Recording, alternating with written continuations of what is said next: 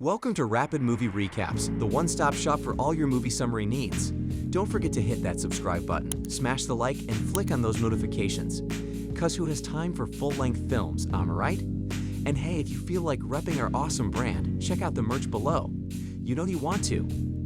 Picture this. The world's underwater, but humanity's all like, no worries, let's just live in space. Because, it's totally realistic. So they build these neat little space shelters and everyone's happy until shelters 8, 12, and 13 decide they're too cool for school and start the Adrian Republic. 2 decades of space wars, cause that's original. But back on soggy Earth, humans are stuck making munitions and robot parts for this never-ending war. Enter Captain Jung-Yi, the ultimate soldier who can't seem to catch a break. She's stuck in some rundown town, taking on robots like a boss until she meets her match, the 4-legged fire-resistant robot, Gasp.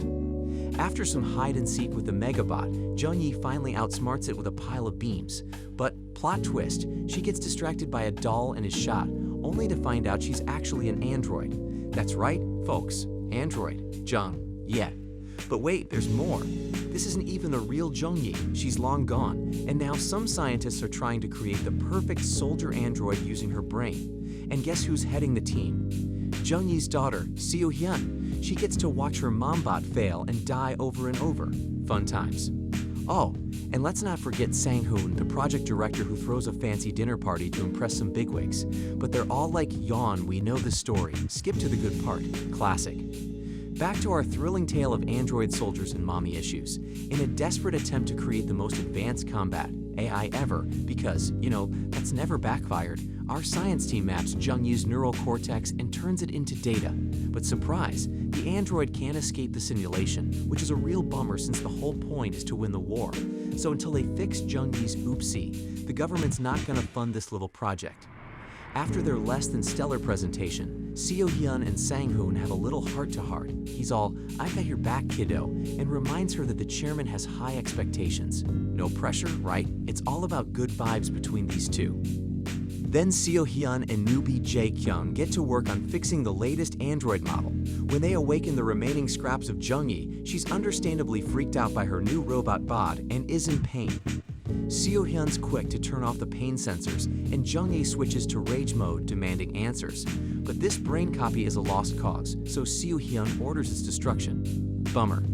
Jae-kyung gushes about how much he loves working here and how he's always admired Jung-Yi the hero. Seo-hyun spills the beans that Jung-Yi never wanted to be a hero, she just joined the war to pay for Seo-hyun's medical treatments. Talk about motherly love, I'm right. Sometimes Seo-hyun wonders if her mom regrets making that sacrifice. Jae-kyung suggests she could just ask the android, but Seo-hyun's too scared to try. Cue a heart-tugging scene on a train where Seo-hyun sees a mom and her kid, reminding her of her own mom's final hug and a lucky cheek rub. Arriving at her destination, Seo-hyun takes her annual ethics test to prove she's not an android, as one does. Afterward, her doctor drops the bombshell that her tumor is back, and she's only got 3 months left. Ouch, so much for that childhood surgery and her mom's sacrifice, huh? Now let's dive into the next chapter of our android drama. Seo-hyun's doctor suggests transferring her brain to a prosthetic body because that's all the rage these days. She's got 3 options: Type A, the fancy schmancy and super expensive version; Type B, the affordable but with some pesky restrictions; or Type C, the free but soul-sucking choice that turns her into a corporate-owned clone. And wouldn't you know it, that's the option her mom chose to get surgery money. Seo-hyun mulls over her choices and leaves the doctor to recharge, because of course, he's an android too. She reminisces about the company bigwigs coming to her house and turning her mom into an action figure, literally. Was it the best decision? Who knows?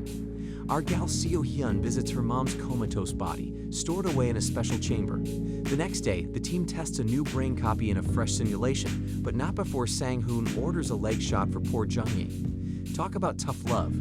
Jung-Yi fights through the pain, only to get shot by a different enemy.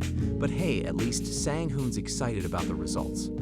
The team heads to company HQ, but gets snubbed by the chairman.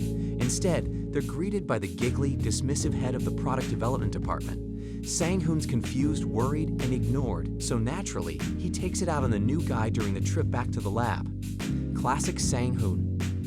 Some days later, the team is playing with shiny new android parts when they learn the chairman has come to see them. On the way to the meeting, Sang-hoon checks in with Seo-hyun about her ethics test because mixing personal life and work is okay in this brave new world.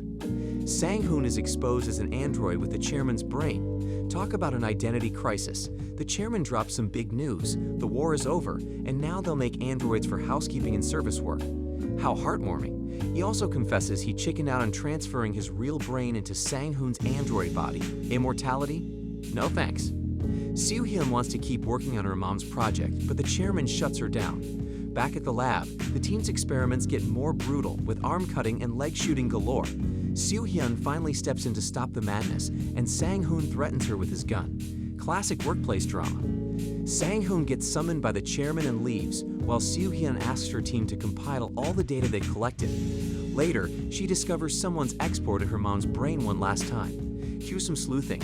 Seo-hyun stumbles upon Jae-kyung getting frisky with a pleasure bot sporting her mom's face. Yikes.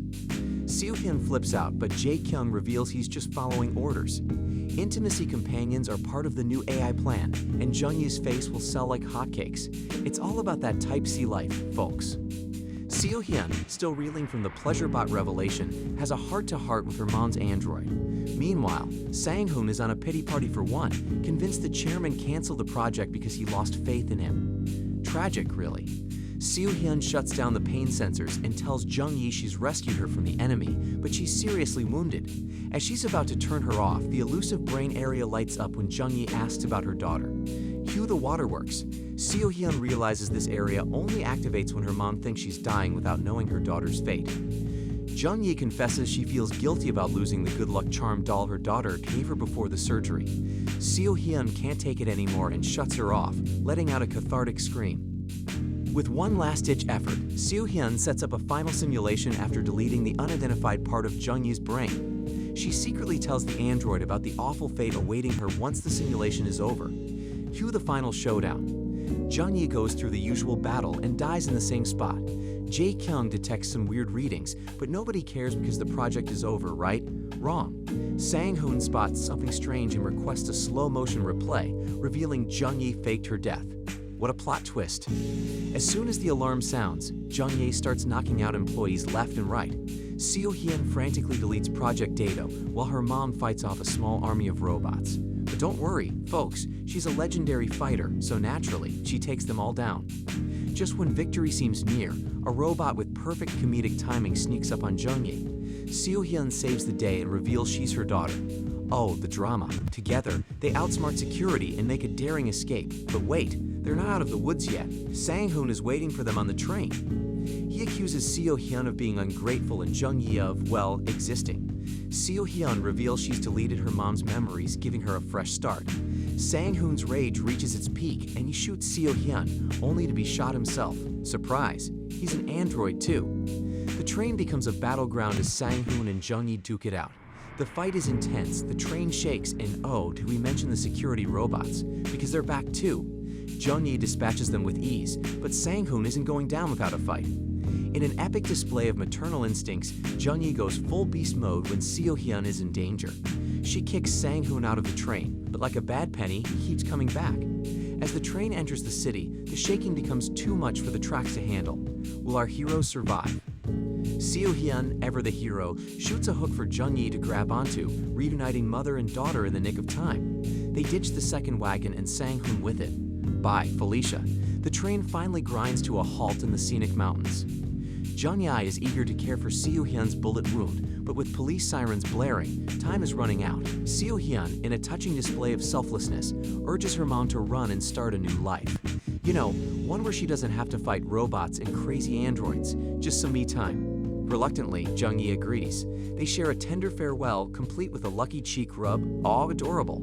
As Jung-yi makes her daring escape, Seo-hyun breathes her last, finally at peace. And so, Jung-yi sprints off into the wilderness, leaving the world of humans and their twisted intentions behind. Cue the uplifting music and roll credits. Feeling the urge to see this emotional roller coaster for yourself? Check out the link in the description to purchase the movie.